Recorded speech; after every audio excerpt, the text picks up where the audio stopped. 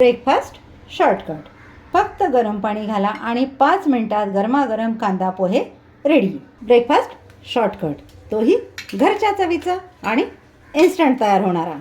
त्यासाठी लागणारं साहित्य, त्याचं प्रमाण, ते तुम्ही किती दिवस स्टोअर करून ठेवू शकता, त्यासाठी व्हिडिओमध्ये बऱ्याचशा छोट्या छोट्या टिप्स सांगितलेल्या आहेत.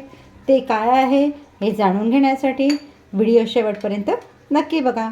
इन्स्टंट पोहे प्रेमिक्ससाठी आपण मेजरिंग कपप्रमाणे 2 कप जाड पोह्याचा वापर करतो.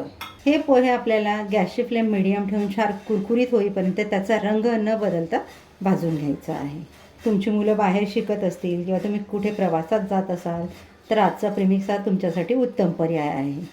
फक्त गरम पाणी घाला, 5 मिनटं ठेवा आणि रेडी आहे खाण्यासाठी गरमागरम झणझणीत कांदा पोहे. हे पोहे भाजण्यासाठी जास्त वेळ लागत नाही. ते आपल्याला पॅनमध्ये सतत हलवत राहायचं जेणेकरून दोन्ही बाजूने छान कुरकुरीत भाजलं जाईल. पोहे आपलं अगदी व्यवस्थित भाजून झालं आहे. हे कसं ओळखायचं? पहिलं म्हणजे आपल्या पोह्याचा आकार बदलतो, थोडा आकसला जातो. आणि दुसरं म्हणजे तुम्ही पोहे हातात घेऊन बघितलं की या पद्धतीने छान त्याचा चुरा होतो, कुरकुरीत असा आवाज येतो, म्हणजे आपलं पोहे व्यवस्थित भाजून झालेलं आहे. आता मी गॅस घालवून देते आणि याला गार होण्यासाठी भांड्यामध्ये काढून ठेवते. त्याच गरम पॅनमध्ये मी 2 चमचे तेल घालून घेते. यामध्ये मी 2 ते 3 चमचे शेंगदाणे घालून घेते. शेंगदाणे आपल्याला इथे तेलात व्यवस्थित तळून घ्यायचे आहेत, ते कुरकुरीत होईपर्यंत. मंद आचेवर मी शेंगदाणे व्यवस्थित कुरकुरीत होईपर्यंत तळून घेतले. या स्टेजला आपल्याला त्यांना काढून घ्यायचं आहे. शेंगदाणे तुम्ही जास्त लाल केले तर त्यामध्ये तळण्याची प्रोसेस चालू असते, कारण त्याच्यामध्ये हीट असते. शेंगदाणे जास्त काळपट झाले तर त्यांची चव ही कडवट लागते. पॅनमध्ये मी आणखी 2 चमचे तेल ॲड करून घेते. गरम तेलामध्ये पण ॲड करतो आहे 20 ते 25 कढीपत्त्याची पाने. यामध्ये ॲड करतो आहे 4 रिंग कटिंग केलेल्या हिरव्या मिरच्या.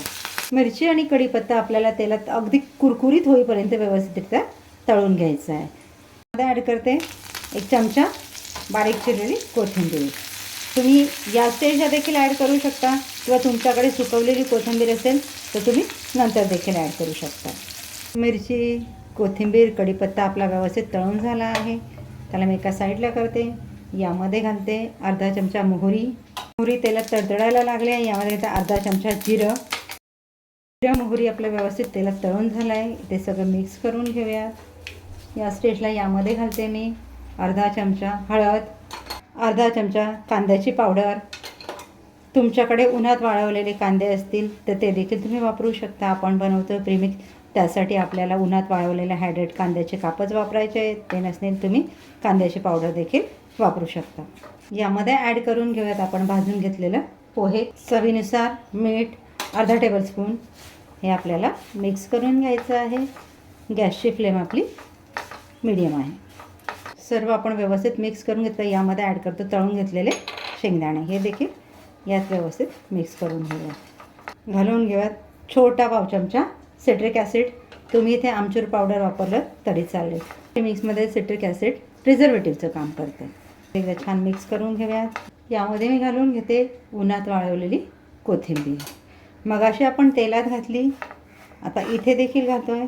यापैकी तुमच्याकडे ज्या पद्धतीने उपलब्ध असेल त्या पद्धतीचा तुम्ही वापर करू शकता. आता इथे आपलं हे रेडी झालेलं आहे. गॅस घालवून देऊयात आणि थोडं गार झालं की उर्वरित साहित्य याच्यामध्ये ॲड करूयात. प्रीमिक्स आपलं छान गार झालेलं आहे, रूम टेम्परेचरला आलेलं आहे. आता यामध्ये मी घालून घेते 1 चमचा पावडर शुगर. पावडर शुगर घालताना एक गोष्ट लक्षात घ्या, प्रीमिक्स अगदी थंड होऊ द्या, रूम टेम्परेचरला येऊ द्या, तेव्हाच पावडर शुगर घाला. गरम गरम प्रीमिक्समध्ये तुम्ही पावडर शुगर घातली तर साखर पाणी सोडायला लागेल. त्यामुळे प्रीमिक्समध्ये अगदी थंड झाल्यावर सगळ्यात लास्ट आपल्याला साखर ॲड करायची आहे. साखर ॲड करून याला मिक्स करून घेऊयात. आपलं पोह्याचं प्रीमिक्स रेडी झालेलं आहे. प्रीमिक्स कसं बनवायचं हे तर आपण बघितलं. आता आपण रेडी प्रीमिक्सपासून बनवूयात पोहे, तेही अवघ्या 5 ते 7 मिनटात. इन्स्टंट पोहे बनवण्यासाठी आपण 1 वाटी रेडी प्रीमिक्स घेतलेला आहे. ज्या वाटीने आपण पोहे मोजून घेतलं त्याच वाटीने पाऊण वाटी गरम पाणी आपल्याला यामध्ये घालून घ्यायचं आहे. हे व्यवस्थित मिक्स करून घ्यायचं आहे. यावर झाकण ठेवून आपल्याला हे 7 ते 8 मिनटं असंच ठेवायचं आहे. बघूयात आता आपण झाकण काढून. बघा आपलं पोहे छान किती फुललेलं आहे. पोहे मी प्लेटमध्ये काढून घेतलेले आहे. अगदी छान सुटसुटीत तयार झालेलं आहे.